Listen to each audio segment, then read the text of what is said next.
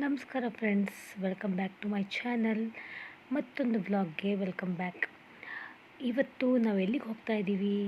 S friends, ನಾವಿವತ್ತು ದಾವಣಗೆರೆಗೆ ಹೋಗ್ತಾ ಇದ್ದೀವಿ.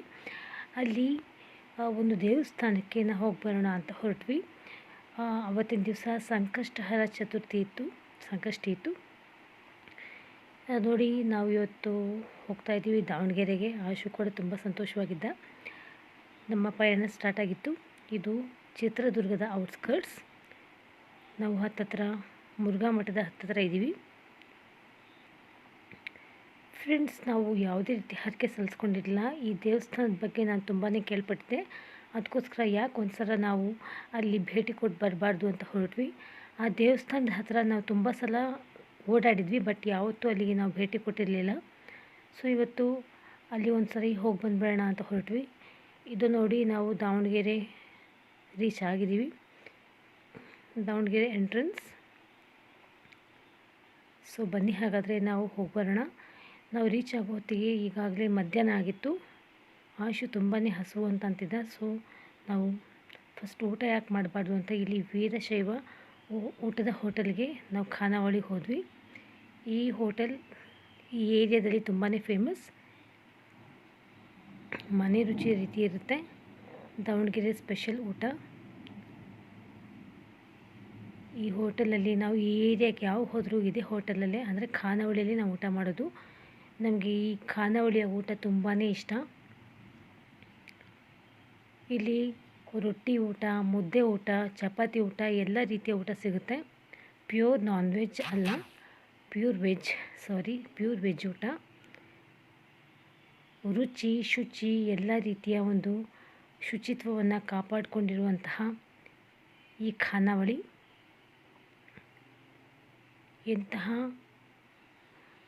ಎಷ್ಟು ನೀಟಾಗಿ ಇಲ್ಲಿ ಕ್ಲೀನ್ಲಿನೆಸ್ ಮೇಂಟೈನ್ ಮಾಡಿರ್ತಾರೆ ಅಂದರೆ, ಇಲ್ಲಿ ನೋಡಿ, ಇಲ್ಲಿ ಸ್ಟೀಲ್ ಟ್ಯಾಂಕರ್ ಇಟ್ಟಿರ್ತಾರೆ.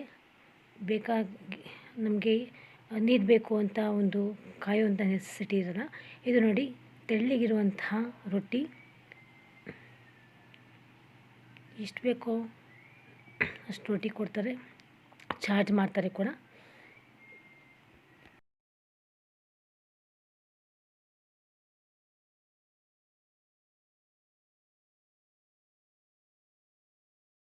ಅಲ್ಲಿ ಊಟ ಮುಗಿಸ್ಕೊಂಡು ನಾವು ಇಲ್ಲಿ ದರ್ಪಣ ಗಣಪತಿ ದೇವಸ್ಥಾನಕ್ಕೆ ಹೊರಟ್ವಿ.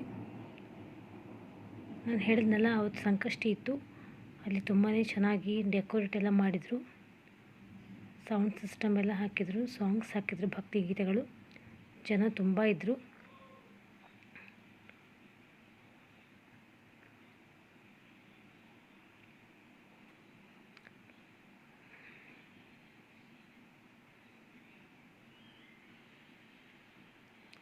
ಶ್ರೀ ವರಸಿದ್ಧಿ ವಿನಾಯಕ ಅಂತ ಬೋರ್ಡ್ ಇದೆ. ಅಂದರೆ ಅಲ್ಲಿ 2 ರೀತಿಯ ವಿನಾಯಕ ಇಟ್ಟಿದ್ದಾರೆ. ವರಸಿದ್ಧಿ ವಿನಾಯಕ ಮೇನ್ ಅಲ್ಲಿ ಫಸ್ಟ್ ಕಾಣುತ್ತೆ. ಅದರ ಪಕ್ಕದಲ್ಲಿ ದರ್ಪಣ ಗಣಪತಿಯ ದೇವಸ್ಥಾನ ಇದೆ. ಅಂದರೆ ಒಂದೇ ದೇವಾಲಯದಲ್ಲಿ 2 ರೀತಿಯ ಗಣಪತಿ.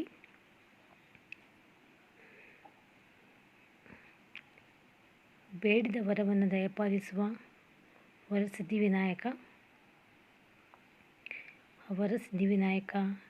ನನ್ನ ಯೂಟ್ಯೂಬ್ ಫ್ಯಾಮಿಲಿ, ಇಲ್ಲಿ ಈ ವಿಡಿಯೋವನ್ನು ನೋಡ್ತಾ ಇರುವಂತಹ ಎಲ್ಲ ನನ್ನ ಫ್ಯಾಮಿಲಿಯ ಏನೇನು ವರ ಬೇಡ್ಕೊಳ್ತಾರೋ ಅವರ ವರಗಳನ್ನೆಲ್ಲ ದಯಪಾಲಿಸಲಿ ಅಂತ ಬೇಡ್ಕೊಳ್ತಾ ಇದ್ದೀನಿ.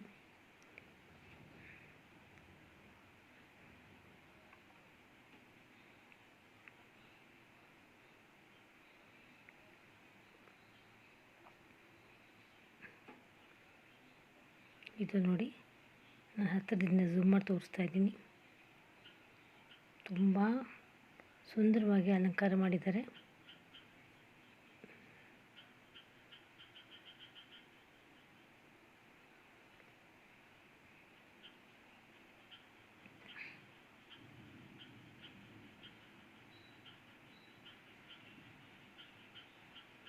ನೋಡಿ,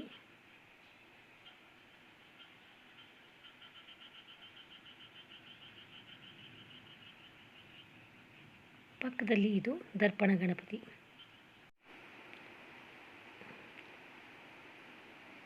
ಶ್ರೀ ವರಸಿದ್ಧಿ ವಿನಾಯಕ ದರ್ಪಣ ಮಂದಿರ. ಈ ದರ್ಪಣ ಮಂದಿರದ ಸ್ಪೆಷಾಲಿಟಿ ಏನು ಅಂದರೆ, ಈ ವಿನಾಯಕನನ್ನು ಉಯ್ಯಾಲೆಯಲ್ಲಿ ಕೂರಿಸಿದರೆ ಈ ಮಂದಿರದ ಸುತ್ತಮುತ್ತ ಏನಿದೆ ನಿಮಗೆ ಕಾಣ್ತಾ ಇರ್ಬೋದು, ಸಂಪೂರ್ಣ ದರ್ಪಣ ಇದೆ, ಅಂದರೆ ಕನ್ನಡಿ ಇದೆ. ನೀವು ಯಾವ ಆ್ಯಂಗಲಲ್ಲೇ ನೋಡಿದರೂ ಆ ದರ್ಪಣದಲ್ಲಿ ವಿನಾಯಕನನ್ನು ಕಾಣಬಹುದು. ತುಂಬಾ ಅಟ್ರಾಕ್ಟಿವ್ ಆಗಿದೆ. ನಾನು ನಿಮಗೆ ತೋರಿಸ್ತಾ ಇದ್ದೀನಿ ನೋಡ್ರಿ. ನೋಡೋದಕ್ಕೂ ತುಂಬಾ ಅಟ್ರಾಕ್ಟಿವ್ ಆಗಿ ಕಾಣುತ್ತೆ.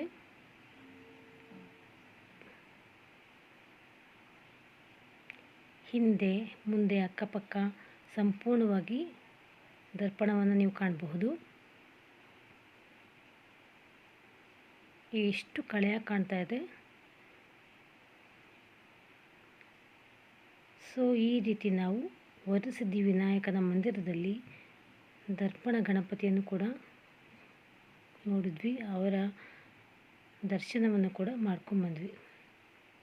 ನೋಡಿ, ಅಕ್ಕಪಕ್ಕ ಹಿಂಭಾಗ ಕೆಳಗಡೆ ಸಂಪೂರ್ಣ ನೀವು ಗಣಪತಿಯ ಪ್ರತಿಬಿಂಬವನ್ನು ಕಾಣಬಹುದು ಅಲ್ವಾ.